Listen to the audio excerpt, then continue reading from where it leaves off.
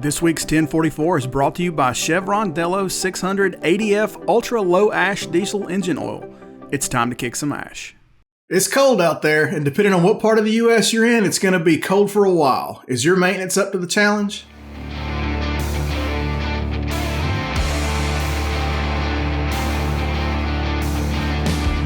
Hey everybody, and welcome to the 1044, a weekly webisode from the editors here at CCJ. I'm Jason Cannon, and my co-host on the other side is Matt Cole. For 2021, the average temperature in the contiguous U.S. was about 54.5 degrees. December's average was about 39.3 degrees, and January is usually the coldest month of the year at about 35 degrees. February's not too far behind, though. Winter can stretch into April in some parts of the country, with bitter temperatures putting stress on everything from rubber components to batteries to just about every fluid on a vehicle for almost half the year. But anything associated with the engine has got to be okay, right? I mean, the engine gets hot and it stays hot. Well, not really. We spoke with Shawn Whitacre, senior staff engineer with Chevron Lubricants, who suggested that carriers who spend a lot of time in winter's icy grip take a seasonal approach to preventive maintenance. During winter operation, the idle time can be higher. And that can be because you're waiting longer on loads. It could be, I mean, we've seen evidence of this with the recent shutdown of I-95. It could be parked on the highway for longer periods of time than it may be typical during other parts of the year. And maintenance intervals do have influence by the amount of idle time. So it might be a good time to kind of check your OEM guidance and see whether a shorter drain interval might be appropriate for your specific type of operation. This seasonal approach is especially important for operators of older equipment, specifically trucks from the early 2000s. Some of them produce significant amounts of lube oil soot, and that can sort of be counter to good winter operation because that can significantly thicken the oil, and in combination with those low temperatures can be a bad combination. Engine oil gets thicker as it gets cold, so if you're trucking through Grand Forks, North Dakota, who rang in the new year at minus 37 degrees, Shawn says winter's a good time to start looking into lower viscosity oils. The key there is to look at the W value, so the number that precedes the W in the SAE viscosity grade.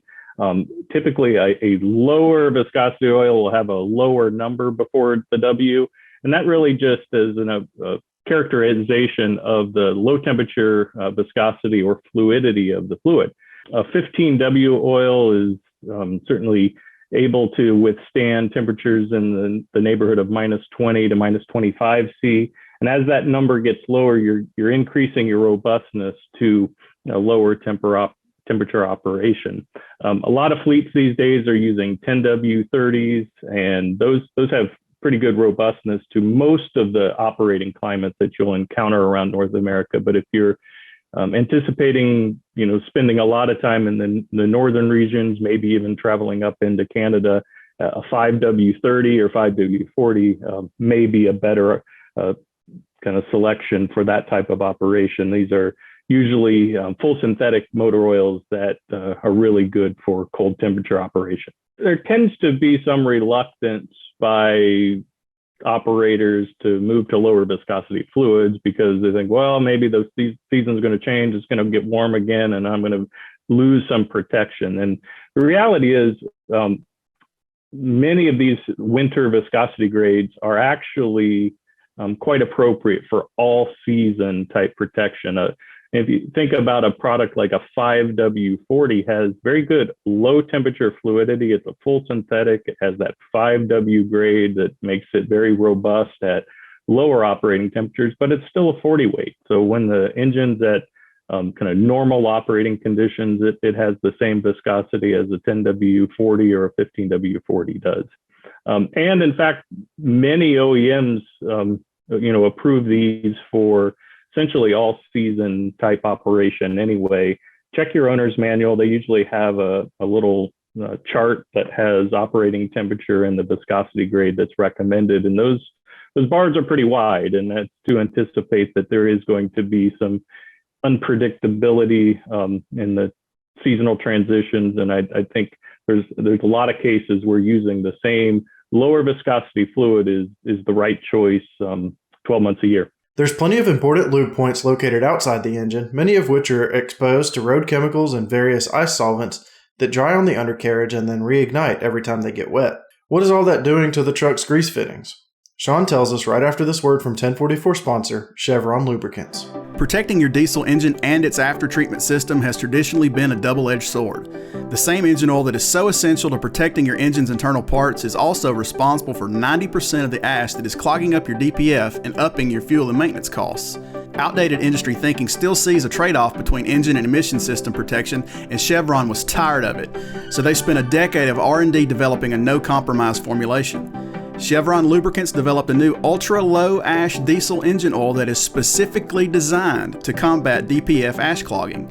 Delo 600 ADF with OmniMax technology cuts sulfate ash by a whopping 60%, which reduces the rate of DPF clogging and extends DPF service life by 2.5 times. And just think what you can do with all the MPGs you're going to add from cutting your number of regens. But Delo 600 ADF isn't just about after-treatment. It provides complete protection, extending drain intervals by preventing oil breakdown. Before you had to choose between protecting your engine or your after-treatment system, and now you don't. 600 ADF from Delo with OmniMax technology, it's time to kick some ash. When it comes to the undercarriage, and certainly we're thinking about the automotive greases. In general, they're formulated to be adequately robust to the various types of operating environments that they may encounter in service. And this can include good water resistance and kind of robustness to the corrosive environments that might result from road salts or even seawater. But if you're routinely operating in extremely cold climates, we'd recommend switching from a mineral base to a synthetic grease, maybe from an NLGI grade 2 to a 1 grade, or even moving to a lower viscosity grease may be appropriate for that type of situation. Be a great conversation to have with your lubricant suppliers. They can kind of evaluate your specific situation, your maintenance habits, as well as the type of equipment and your duty cycles to make sure you're getting the right grease for winter operation. While there's definitely some seasonality when it comes to maintenance best practices, Shawn says the depths of winter is a good time to simply shore up your blocking and tackling and adhere to already identified best practices. So the things that I would consider in terms of maintenance during the winter is it's probably not the time of year to be pushing boundaries.